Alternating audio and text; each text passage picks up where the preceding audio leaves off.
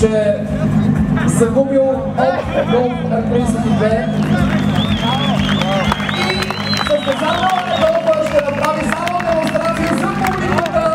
За публиката ще направи демонстрация как трябва да се държи един победител на пистата. Това е победителът, дами и господа, човек, който ще стъпи на степенката под цифрата 1. Победител.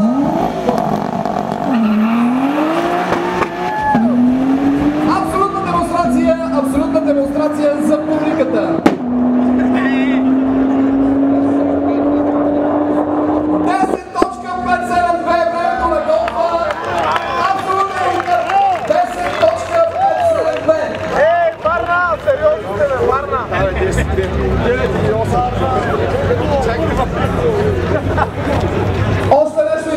Още нещо интересно, което трябва да се знае.